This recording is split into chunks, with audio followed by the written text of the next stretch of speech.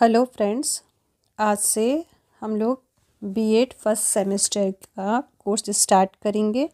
हमारे BEd first semester में 4 books हैं जिनके 4 पेपर है। फर्स्ट बुक इस शिक्षा का समाजशास्त्री एवं दार्शनिक आधारगत परिप्रेक्ष्य। सेकंड बुक है शिक्षण अधिगम एवं विकास के मनोविज्ञान का परिप्रेक्ष्य। थर्ड बुक है हमारी शिक्षा में क्रियात्मक अनुसंधान। और फोर्थ बुक है हमारी लिंग विद्यालय एवं समाज। तो और ये जो सिलेबस है आपका, ये महात्मा गांधी काशी विद्यापीठ से रिलेटेड है।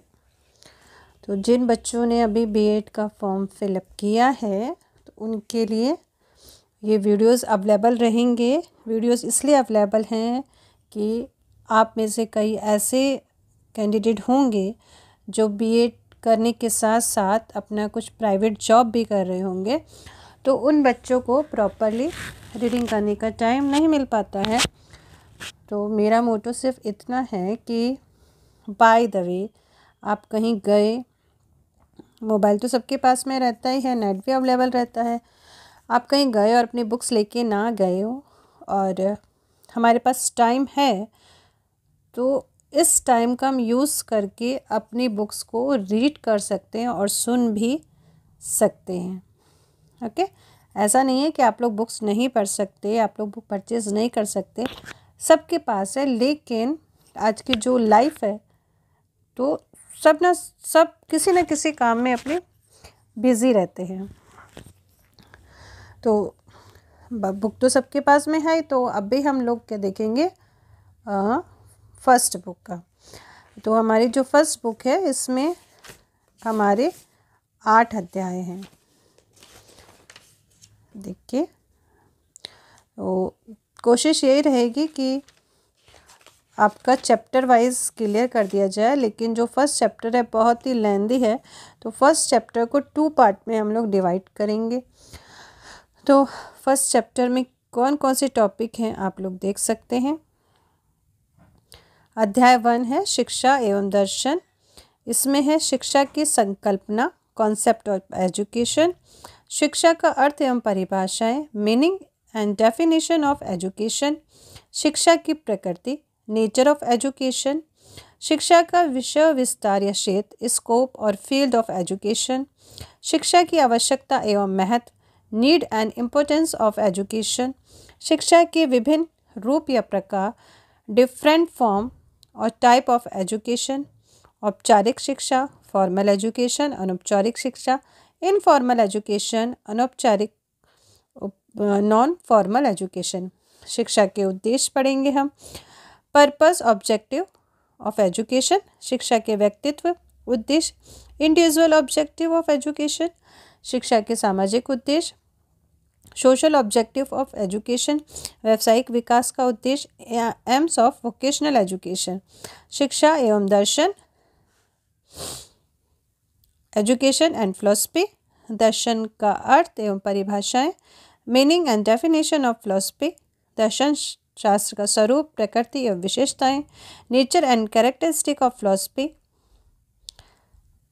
दर्शन का भारतीय एवं पाश्चात्य स्वरूप, Indian and western nature of philosophy, दर्शन का शास्त्र, स्कोप ऑफ फिलॉसफी, शिक्षा और दर्शन का संबंध, relationship between philosophy and education, शिक्षा का दर्शन पर प्रभाव, impact of philosophy on education, शिक्षा का दर्शन पर प्रभाव, impact of education on philosophy, शिक्षा के विभिन्न अंगों पर दर्शन का प्रभाव, impact of philosophy on different accept of education, दर्शन की शाखाएं, ब्रांच ऑफ फिलॉसफी, तत्वमीमांसा, मेटाफिजिक्स, तत्वमीमांसा का अर्थ, मीनिंग ऑफ मेटाफिजिक्स, तत्वमीमांसा के प्रकार, टाइप्स ऑफ मेटाफिजिक्स,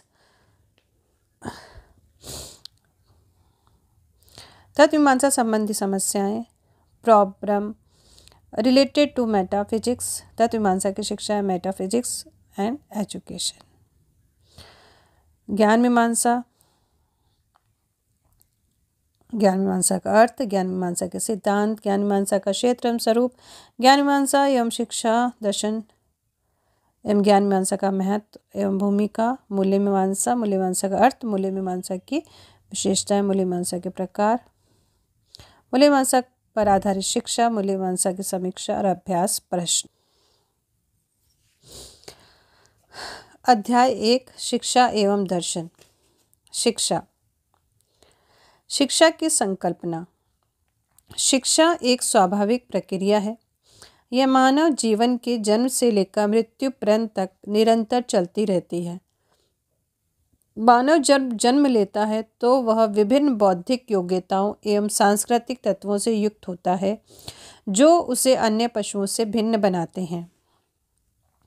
शिक्षा मानव जाति का संरक्षण करती है तथा बौद्धिक योग्यताओं एवं सांस्कृतिक परंपराओं को बनाए रखने में सहायता करती है। शिक्षा ही एक ऐसी विस्तृत प्रक्रिया है जो मानव को अंधकार, निर्धनता एवं संकट से बाहर निकालती है एवं व्यक्तित्व के समस्त पक्षों शारीरिक, मानसिक, संवेगात्मक, आध्यात्मिक एवं सांस्कृतिक, संवेगात्मक मतलब इमोशनल, ठीक है, का विकास करती है। अतः शिक्षा जीवन का अत्यंत महत्वपूर्ण पक्ष है। शिक्षा के द्वारा मनुष्य अपना आर्थिक विकास करता है। शिक्षा के अभाव में मनुष्य पशु के समान रहता है। वह अपने आदर्शों, आकांक्षाओं, आशाओं, विश्वास, परंपरा एवं सांस्कृतिक विरासत को विकसित नहीं कर पाता। शिक्षा का अर्थ एवं परिभाषा है। शिक्षा शब्द संस्कृत के शिश धातु से बना है जिसका अर्थ सीखना अथवा सिखाना होता है। शिक्षा को अंग्रेजी में एजुकेशन कहते हैं। एजुकेशन शब्द की उत्पत्ति लैटिन भाषा के एजुकेटम शब्द से हुई जिसका अर्थ है शिक्षित करना। एजुकेटम भी दो शब्दों से मिलकर बना है, ई और ड्यूको। ई का अर्थ है भीतर से और ड्यूको का अर्थ है बाहर निकालना, टू लीड आउट अथवा आगे बढ़ाना। इस प्रकार एजुकेशन अथवा शिक्षा का अर्थ है अंतः शक्तियों को बाहर की ओर विकास करना। लैटिन भाषा के दो शब्द एजुसियर और एजुकेयर भी शिक्षा के इसी अर्थ की ओर संकेत करते हैं। एजुसियर का अर्थ विकसित करना अथवा निकालना है तथा दूसरे एजुकेयर का अर्थ है आगे बढ़ाना, बाहर निकालना या विकसित करना। अतः शिक्षा का अर्थ आंतरिक शक्तियों अथवा गुणों का विकास करना है। शिक्षा की कुछ परिभाषाएं निम्नलिखित हैं। हेलो फ्रेंड्स, आज से हम लोग बीएड फर्स्ट सेमेस्टर का कोर्स स्टार्ट करेंगे। हमारे बीएड फर्स्ट सेमेस्टर में 4 बुक्स हैं जिनके 4 पेपर है। फर्स्ट बुक इज शिक्षा का समाजशास्त्री एवं दार्शनिक आधारगत परिप्रेक्ष्य। सेकंड बुक है शिक्षण, अधिगम एवं विकास के मनोविज्ञान का परिप्रेक्ष्य। थर्ड बुक है हमारी शिक्षा में क्रियात्मक अनुसंधान। और फोर्थ बुक है हमारी लिंग, विद्यालय एवं समाज। तो और ये जो सिलेबस है आपका, ये महात्मा गांधी काशी विद्यापीठ से रिलेटेड है। तो जिन बच्चों ने अभी बीएड का फॉर्म फिलअप किया है तो उनके लिए ये वीडियोस अवेलेबल रहेंगे। वीडियोस इसलिए अवेलेबल हैं कि आप में से कई ऐसे कैंडिडेट होंगे जो बीएड करने के साथ साथ अपना कुछ प्राइवेट जॉब भी कर रहे होंगे, तो उन बच्चों को प्रॉपरली रीडिंग करने का टाइम नहीं मिल पाता है। तो मेरा मोटो सिर्फ इतना है कि बाय द वे आप कहीं गए, मोबाइल तो सबके पास में रहता ही है, नेट भी अवेलेबल रहता है, आप कहीं गए और अपनी बुक्स लेके ना गए हो और हमारे पास टाइम है, तो इस टाइम का हम यूज़ करके अपनी बुक्स को रीड कर सकते हैं और सुन भी सकते हैं। ओके, ऐसा नहीं है कि आप लोग बुक्स नहीं पढ़ सकते, आप लोग बुक परचेज़ नहीं कर सकते, सबके पास है। लेकिन आज की जो लाइफ है तो सब किसी न किसी काम में अपने बिज़ी रहते हैं। तो बुक तो सबके पास में है। तो अब भी हम लोग क्या देखेंगे, फर्स्ट बुक का। तो हमारी जो फर्स्ट बुक है इसमें हमारे 8 अध्याय हैं। देखिए, तो कोशिश यही रहेगी कि आपका चैप्टर वाइज क्लियर कर दिया जाए, लेकिन जो फर्स्ट चैप्टर है बहुत ही लेंदी है, तो फर्स्ट चैप्टर को 2 पार्ट में हम लोग डिवाइड करेंगे। तो फर्स्ट चैप्टर में कौन कौन से टॉपिक हैं आप लोग देख सकते हैं। अध्याय 1 है शिक्षा एवं दर्शन। इसमें है शिक्षा की संकल्पना, कॉन्सेप्ट ऑफ एजुकेशन, शिक्षा का अर्थ एवं परिभाषाएं, meaning and definition of education, शिक्षा की प्रकृति, नेचर ऑफ एजुकेशन, शिक्षा का विषय विस्तार या क्षेत्र, स्कोप और फील्ड ऑफ एजुकेशन, शिक्षा की आवश्यकता एवं महत्व, need and importance of education, शिक्षा के विभिन्न रूप या प्रकार, डिफरेंट फॉर्म और टाइप ऑफ एजुकेशन, औपचारिक शिक्षा, फॉर्मल एजुकेशन, अनौपचारिक शिक्षा, इनफॉर्मल एजुकेशन, अनौपचारिक नॉन फॉर्मल एजुकेशन। शिक्षा के उद्देश्य पढ़ेंगे हम। पर्पस ऑब्जेक्टिव ऑफ एजुकेशन, शिक्षा के व्यक्तित्व उद्देश्य, इंडिविजुअल ऑब्जेक्टिव ऑफ एजुकेशन, शिक्षा के सामाजिक उद्देश्य, सोशल ऑब्जेक्टिव ऑफ एजुकेशन, व्यावसायिक विकास का उद्देश्य, एम्स ऑफ वोकेशनल एजुकेशन। शिक्षा एवं दर्शन, एजुकेशन एंड फिलॉसफी, दर्शन का अर्थ एवं परिभाषाएं, meaning and definition of philosophy, दर्शन शास्त्र का स्वरूप, प्रकृति एवं विशेषताएं, nature and characteristic of philosophy, दर्शन का भारतीय एवं पाश्चात्य स्वरूप, Indian and western nature of philosophy, दर्शन का शास्त्र, स्कोप ऑफ फिलॉसफी। शिक्षा और दर्शन का संबंध, relationship between philosophy and education, शिक्षा का दर्शन पर प्रभाव, impact of philosophy on education, शिक्षा का दर्शन पर प्रभाव, impact of education on philosophy, शिक्षा के विभिन्न अंगों पर दर्शन का प्रभाव, impact of philosophy on different accept of education. दर्शन की शाखाएं, ब्रांच ऑफ फिलॉसफी, तत्वमीमांसा, मेटाफिजिक्स, तत्वमीमांसा का अर्थ, मीनिंग ऑफ मेटाफिजिक्स, तत्वमीमांसा के प्रकार, टाइप्स ऑफ मेटाफिजिक्स, तत्वमीमांसा संबंधी समस्याएं, प्रॉब्लम रिलेटेड टू मेटाफिजिक्स, तत्वमीमांसा की शिक्षा है मेटाफिजिक्स एंड एजुकेशन। ज्ञान मीमांसा, ज्ञान मीमांसा का अर्थ, ज्ञान मीमांसा के सिद्धांत, ज्ञान मीमांसा का क्षेत्र एवं स्वरूप, ज्ञान मीमांसा एवं शिक्षा दर्शन एवं ज्ञान मीमांसा का महत्व एवं भूमिका, मूल्य मीमांसा, मूल्य मीमांसा का अर्थ, मूल्य मीमांसा की विशेषताएं, मूल्य मीमांसा के प्रकार, मूल्य मीमांसा पर आधारित शिक्षा, मूल्य मीमांसा की समीक्षा और अभ्यास प्रश्न। अध्याय 1 शिक्षा एवं दर्शन। शिक्षा, शिक्षा की संकल्पना। शिक्षा एक स्वाभाविक प्रक्रिया है। यह मानव जीवन के जन्म से लेकर मृत्यु पर्यंत तक निरंतर चलती रहती है। मानव जब जन्म लेता है तो वह विभिन्न बौद्धिक योग्यताओं एवं सांस्कृतिक तत्वों से युक्त होता है जो उसे अन्य पशुओं से भिन्न बनाते हैं। शिक्षा मानव जाति का संरक्षण करती है तथा बौद्धिक योग्यताओं एवं सांस्कृतिक परंपराओं को बनाए रखने में सहायता करती है। शिक्षा की ही एक ऐसी विस्तृत प्रक्रिया है शिक्षा ही एक ऐसी विस्तृत प्रक्रिया है जो मानव को अंधकार, निर्धनता एवं संकट से बाहर निकालती है एवं व्यक्तित्व के समस्त पक्षों शारीरिक, मानसिक, संवेगात्मक, आध्यात्मिक एवं सांस्कृतिक, संवेगात्मक मतलब इमोशनल, ठीक है, का विकास करती है। अतः शिक्षा जीवन का अत्यंत महत्वपूर्ण पक्ष है। शिक्षा के द्वारा मनुष्य अपना आर्थिक विकास करता है। शिक्षा के अभाव में मनुष्य पशु के समान रहता है। वह अपने आदर्शों, आकांक्षाओं, आशाओं, विश्वास, परंपरा एवं सांस्कृतिक विरासत को विकसित नहीं कर पाता। शिक्षा का अर्थ एवं परिभाषा है। शिक्षा शब्द संस्कृत के शिश धातु से बना है जिसका अर्थ सीखना अथवा सिखाना होता है।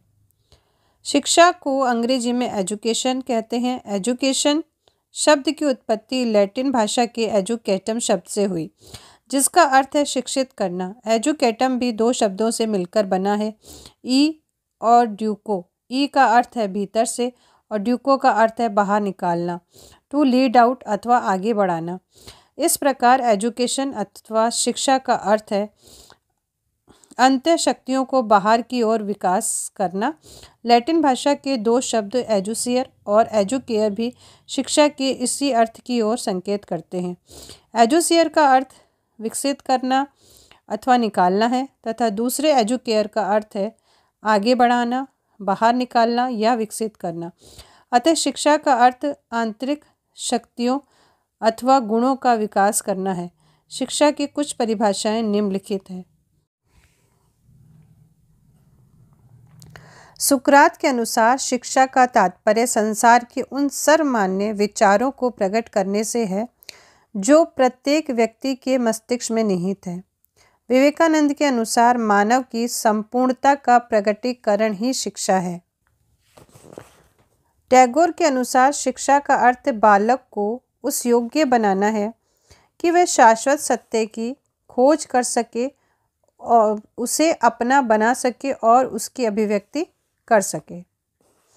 प्लेटो के अनुसार शिक्षा से मेरा तात्पर्य उस प्रशिक्षण से है जो अच्छी आदतों द्वारा बच्चों में अच्छी नैतिकता का विकास करे। अरस्तु के अनुसार शिक्षा व्यक्ति की शक्ति का और विशेष रूप से मानसिक शक्ति का विकास करती है जिससे वह परम सत्य, शिव और सुंदर के चिंतन का आनंद उठा सके। जॉन ड्यूबी के अनुसार शिक्षा व्यक्ति की उन योग्यताओं के विकास का नाम है जो उसे उसके वातावरण पर नियंत्रण करना सिखाती है और उसकी संभावनाओं को पूर्ण करती है। अरविंद घोष के अनुसार शिक्षा से मेरा अभिप्राय बालक तथा मानव में पूर्ण रूप से शारीरिक, बौद्धिक एवं आध्यात्मिक बल की सर्वांगीण उन्नति से है। पेस्टोलॉजी के अनुसार शिक्षा व्यक्ति की जन्मजात शक्तियों का प्राकृतिक, निरंतर तथा प्रगतिशील विकास है। रूसो के अनुसार शिक्षा अंदर से होने वाला विकास है, बाहर से एक साथ होने वाली वृद्धि नहीं। यह प्राकृतिक मूल प्रवृत्तियों के क्रियाशील होने से विकसित होती है, बाह्य शक्तियों की प्रक्रिया के परिणाम स्वरूप नहीं। शिक्षा का संकुचित अर्थ छोटे रूप में देख लेते हैं। शिक्षा क्या है? वैसे अभी हम सब शिक्षा के बारे में ही अभी आगे ऊपर पढ़ा है हम लोगों ने।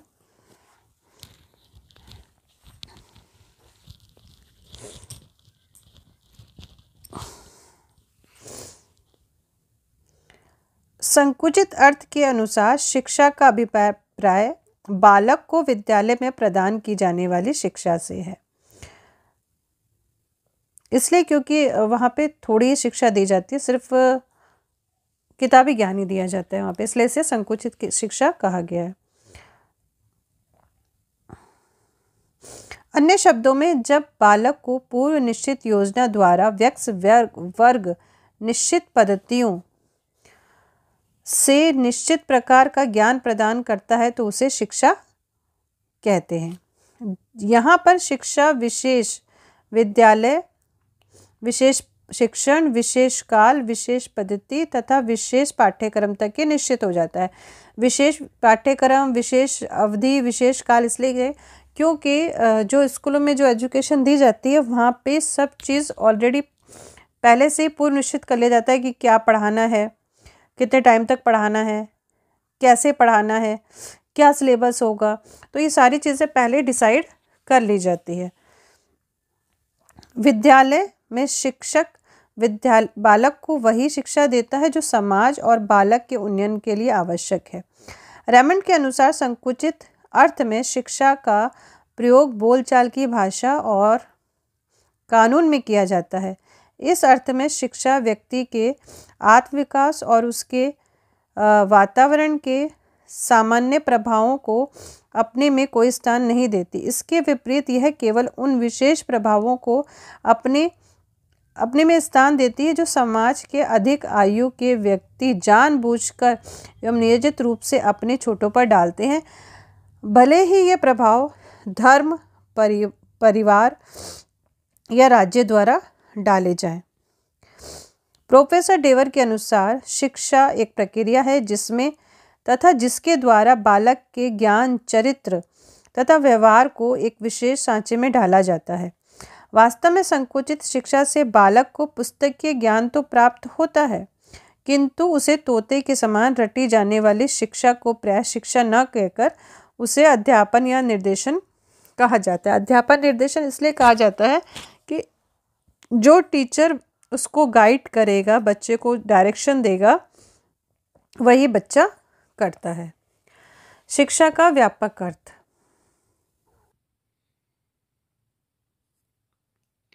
मानव जीवन में शिक्षा का बहुत ही महत्वपूर्ण स्थान है।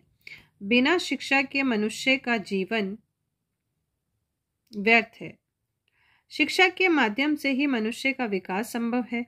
शिक्षा के माध्यम से ही मनुष्य एक सामाजिक प्राणी के रूप में रह सकता है। मनुष्य के सर्वांगीण विकास के लिए यह शिक्षा अति आवश्यक है। यह जीवन पर्यंत चलने वाली प्रक्रिया है। इसमें शिक्षा ग्रहण करने के लिए कोई नियमबद्धता नहीं होती और न ही कोई पूर्व नियोजित एवं औपचारिक होती है। इसे कहीं भी किसी भी समय किसी के द्वारा ग्रहण किया जा सकता है। इस दृष्टि से शिक्षा ही जीवन है, जीवन ही शिक्षा है। शिक्षा मनुष्य के चहुमुखी विकास के लिए बहुत ही महत्वपूर्ण है। शिक्षा का व्यापक अर्थ यह है कि मनुष्य द्वारा अर्जित वह ज्ञान है, इसे अपने भौतिक, सामाजिक एवं आध्यात्मिक वातावरण के अनुकूल में सहायता करे और उसमें समायोजित होने में मनुष्य की रक्षा करे। अतः हम ये कह सकते हैं कि शिक्षा का अर्थ एक ऐसे वातावरण का निर्माण करना है जिससे मनुष्य की अंतःशक्तियों का विकास हो सके। महात्मा गांधी के अनुसार शिक्षा से मेरा अभिप्राय बालक और मनुष्य के शरीर, मन और आत्मा के सर्वोत्तम एवं सर्वांगीण विकास से है। अरस्तु के अनुसार स्वस्थ शरीर में ही स्वस्थ मस्तिष्क का निर्माण शिक्षा है। स्वामी विवेकानंद के अनुसार मनुष्य में समाहित दैवीय पूर्णता की अभिव्यक्ति शिक्षा है। शिक्षा का विश्लेषणात्मक अर्थ। शिक्षा शब्द बहुअर्थी है। इसकी व्याख्या विविध प्रकार से की जाती है। अतः शिक्षा के विश्लेषणात्मक अर्थ को निम्न प्रकार से समझ सकते हैं। तो कुछ पॉइंट दिए हैं इसमें, ठीक है, डिस्क्राइबिंग में। शिक्षा छात्रों की जन्मजात शक्तियों के विकास के रूप में। बालक की जन्मजात शक्तियों का सर्वांगीण विकास करना शिक्षा है। एडिसन के अनुसार शिक्षा के द्वारा मानव के अंतर में निहित उन सभी शक्तियों एवं गुणों का दिग्दर्शन होता है जिनकी शिक्षा की सहायता के बिना अंदर से बाहर निकालना नितांत असंभव है। सबके अंदर कुछ ना कुछ पावर होता है, सब बच्चों में। तो एजुकेशन ही ऐसी चीज़ है जिससे हम उनकी जो क्वालिटी है उसको हम लोग बाहर निकाल सकते हैं। शिक्षा नवीन सूचनाओं के रूप में। नवीन सूचनाओं का संग्रह एवं निष्पादन ही शिक्षा है। यद्यपि शिक्षा प्रक्रिया में सूचनाएं सहायक होती है, किंतु ये शिक्षा का स्थान ग्रहण नहीं कर सकती। शिक्षा एक गतिशील प्रक्रिया के रूप में। शिक्षा गतिशील प्रक्रिया इसलिए कहा है क्योंकि कंटिन्यू चलती रहती है। शिक्षा एक प्रगतिशील प्रक्रिया है जो व्यक्ति एवं समाज को दोनों को ही विकास के पथ पर अग्रसर करती है।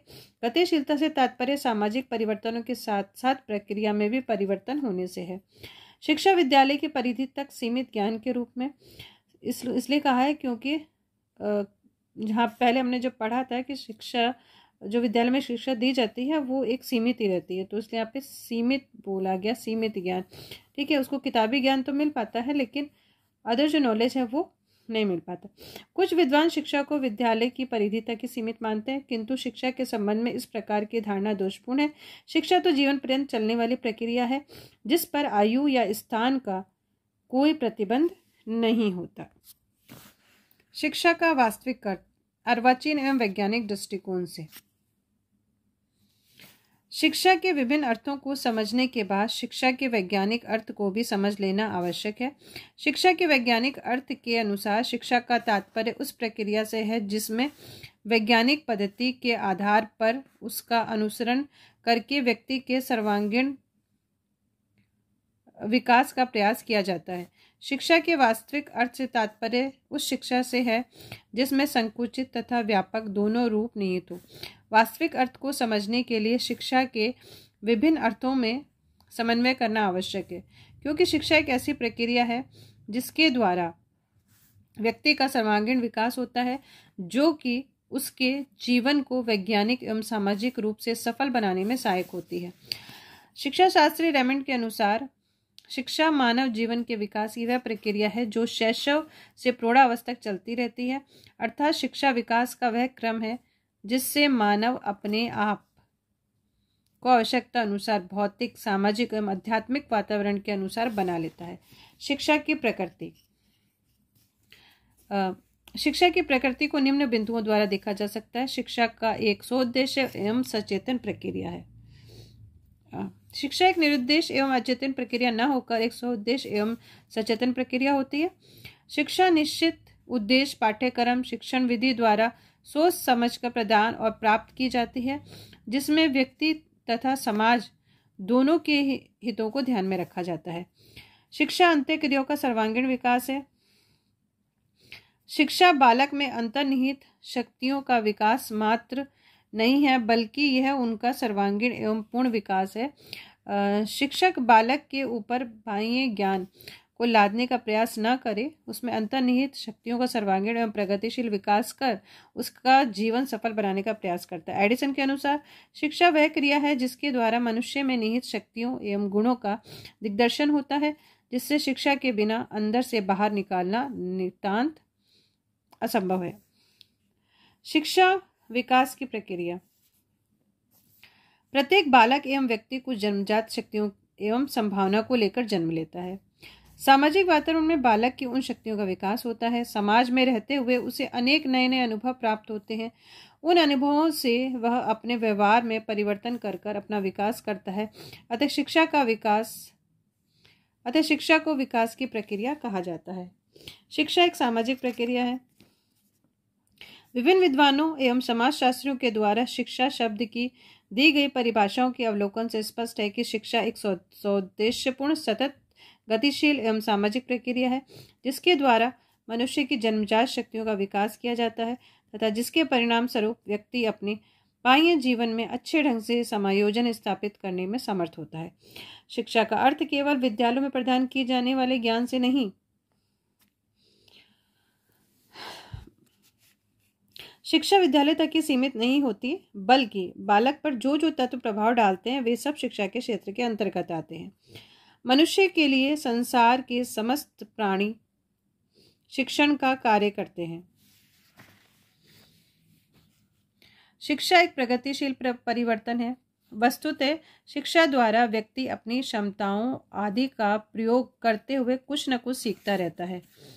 सीखने के परिणाम स्वरूप उसके व्यवहार एवं अनुभव में प्रगतिशील परिवर्तन होते रहते हैं।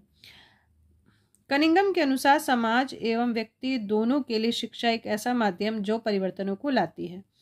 शिक्षा एक द्विमुखी प्रक्रिया है। शिक्षा की प्रक्रिया में शिक्षक और विद्यार्थी दोनों को परस्पर सक्रिय होना पड़ता है। इस बात की पुष्टि करते हुए एमर्स के अनुसार शिक्षा एक द्विमुखी प्रक्रिया है, जिसमें कि एक व्यक्ति दूसरे के विकास में परिवर्तन के लिए कार्य करता है। शिक्षा एक त्रिध्रुवीय प्रक्रिया है। ड्यूवी आदि शिक्षा शास्त्रों कहना है कि शिक्षा एक त्रिध्रुवीय प्रक्रिया है। शिक्षा के 3 अंग हैं: शिक्षक, बालक और पाठ्यक्रम। शिक्षक और बालक के साथ साथ पाठ्यक्रम भी शिक्षा का एक महत्वपूर्ण अंग है। शिक्षा आजीवन चलने वाली प्रक्रिया। शिक्षा कोई ऐसी प्रक्रिया नहीं जो एक निश्चित अवधि तक तथा विद्यालय जीवन में ही समाप्त हो जाए। यह तो बिना समाप्त हुए चलती रहती है। इसलिए शिक्षा एक निरंतर चलने वाली प्रक्रिया भी है, ऐसा कहा जाता है।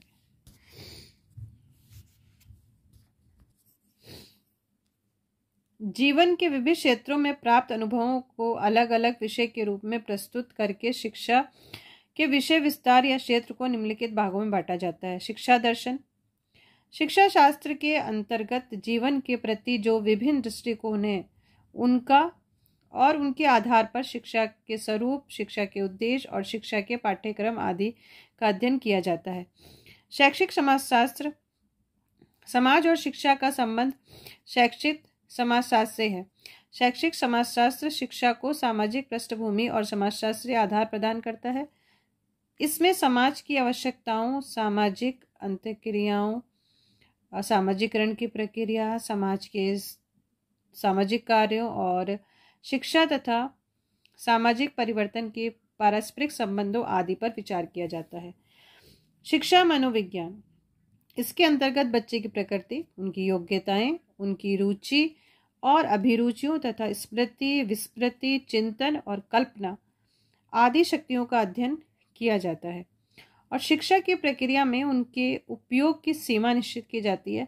शिक्षा मनोविज्ञान में सीखने के स्वरूप, सीखने की दशाओं, सीखने को प्रभावित करने वाले कारक और सीखने के सिद्धांत तथा नियमों का भी अध्ययन किया जाता है। देखिए, जो फर्स्ट अभी यहाँ पे हमारा जो चैप्टर था कि बहुत अच्छा है ये कि शिक्षा द्विमुखी प्रक्रिया क्यों है, क्योंकि यहाँ पे टीचर और स्टूडेंट दोनों का ही रोल रहता है। अगर टीचर सिंगल हो और स्टूडेंट ना हो तो टीचर की कोई वैल्यू नहीं है, और अगर विद्यार्थी अकेला है तो उसकी भी कोई वैल्यू नहीं है। और यहाँ पे त्रिध्रुवीय इसलिए कहा है कि शिक्षक और बालक और पाठ्यक्रम मतलब सिलेबस को इसलिए कहा गया, विदाउट सिलेबस टीचर को नहीं पता है कि उसको क्या पढ़ाना है बच्चे को। ओके, और सबसे अच्छा पॉइंट है कि शिक्षा मनोविज्ञान में क्या होता है कि क्योंकि सारे बच्चे एक जैसे नहीं होते हैं, ठीक है, तो जब बच्चे हमारे पास रहते हैं, जैसे लोग मान लेते हैं हम एक ही क्लास में बच्चे हैं, तो जो जितने बच्चे हैं सबका माइंड एक जैसा नहीं होता है। तो टीचर को एक मनोवैज्ञानिक भी इसलिए कहा है कि क्योंकि टीचर हर एक बच्चे के मनोविज्ञान को समझता है और उसे पता है ये बच्चा कैसे पढ़ सकता है, कैसे कर सकता है। तो टीचर उसके इंटरेस्ट को देखती है कि उसका किसमें, कोई बच्चे होता है एक्टिविटी से ज़्यादा सीखते हैं, कई बच्चे की लर्निंग पावर अच्छी होती है, इसलिए इसको शिक्षा मनोविज्ञान के अंतर्गत ये सारी चीज़ें आती है जिसमें टीचर को ये सब सिखाया जाता है। शिक्षा का इतिहास, इसके अंतर्गत हम शिक्षा के इतिहास का अध्ययन इतिहास की दृष्टि से करते हैं। जब तक हम आदिकाल से लेकर अब तक शिक्षा का जो स्वरूप रहा है और जो उसकी व्यवस्था रही है, उसके जो परिणाम रहे, उन सब का अध्ययन नहीं करते, तब तक हम अपने लिए उच्च शिक्षा की व्यवस्था नहीं कर सकते। तो शिक्षा का क्या इतिहास रहा है, इसको भी पढ़ना अति आवश्यक है। तुलनात्मक शिक्षा, शिक्षा शास्त्र के क्षेत्र में भी विभिन्न देशों की शिक्षा प्रणालियों का तुलनात्मक अध्ययन किया जाता है। क्यों किया जाता है कि हो सकता है कि दूसरे कंट्री की जो एजुकेशन हो वो हमारी यहाँ की एजुकेशन से बेटर हो, तो उसके कुछ हम मेरिट डिमेरिट्स दोनों को ही देखते हैं, उसके गुण दोषों का विवेचन किया जाता है। इस जानकारी को प्राप्त करके हम अपने देश की शिक्षा व्यवस्था का मूल्यांकन कर सकते हैं। दूसरे देशों की शिक्षा व्यवस्था के गुणों एवं अच्छाइयों को हम अपनी शिक्षा व्यवस्था में अपना सकते हैं और एक उत्तम शिक्षा व्यवस्था का निर्माण करने में सफल हो सकते हैं। शैक्षिक समस्याएं, इसके अंतर्गत देश की वर्तमान शैक्षिक समस्याओं पर विचार किया जाता है और उनके समाधान के तरीके ढूंढे जाते हैं। प्रमुख समस्याएं जैसे अपव्यय और अवरोधन की समस्या, अनुशासनहीनता, जनसंख्या शिक्षा की समस्या, शिक्षा के राष्ट्रीयकरण की समस्या आदि। इन समस्याओं के कारणों का विश्लेषण करके उनका समाधान खोजना अत्यंत आवश्यक है, तभी देश में शिक्षा व्यवस्था सुचारू रूप से चल सकती है। शैक्षिक प्रशासन एवं संगठन, इसके अंतर्गत शिक्षा का संचालन किसके हाथ में है, राज्य का इसमें किस प्रकार से सहयोग है, प्रधानाध्यापकों एवं अध्यापकों के जो गुण एवं कर्तव्य, बच्चों का प्रवेश, उनका वर्गीकरण आदि के अध्ययन से हम शिक्षा की प्रक्रिया को सुचारू रूप से चलाने में समर्थ होते हैं। शिक्षा कला एवं तकनीकी, शिक्षण प्रक्रिया में सीखना और सिखाना दोनों क्रियाएं आती हैं। भिन्न भिन्न स्तरों के बच्चों को भिन्न भिन्न विषयों को पढ़ाने की कौन कौन सी विधियों का निर्माण हुआ है, इसमें कौन कौन सी विधियां उपयोगी हैं और इन विधियों को अपनाते समय क्या क्या सावधानियां बरतनी चाहिए, इन सब की चर्चा शिक्षण कला एवं तकनीकी में की जाती है और उसके अंतर्गत ये शिक्षाएं दी जाती है। शिक्षा की आवश्यकता एवं महत्व, अब शिक्षा की आवश्यकता क्यों हुई और उसकी इम्पोर्टेंस क्या है, ये हम लोग पढ़ेंगे। शिक्षा मानव जीवन का एक अभिन्न अंग है। शिक्षा एक जीवन पर्यंत चलने वाली प्रक्रिया है। शिक्षा के द्वारा मानव का सर्वांगीण विकास किया जा सकता है। मानव जीवन को उन्नत एवं खुशहाल बनाने के लिए शिक्षा की आवश्यकता पड़ती है, क्योंकि शिक्षा के माध्यम से ही व्यक्ति अपने व्यक्तिगत एवं सामाजिक जीवन की उन्नति कर सकता है। शिक्षा की आवश्यकता एवं महत्व को हम निम्नलिखित बिंदुओं द्वारा समझ सकते हैं।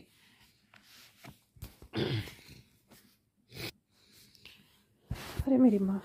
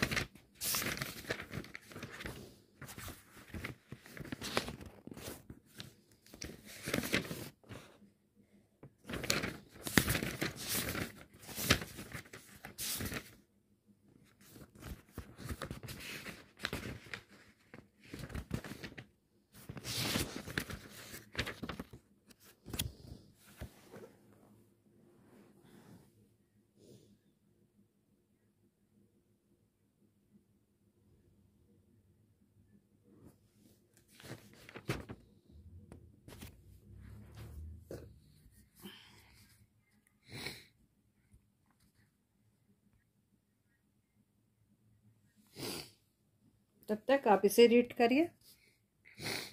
Good bye, take care.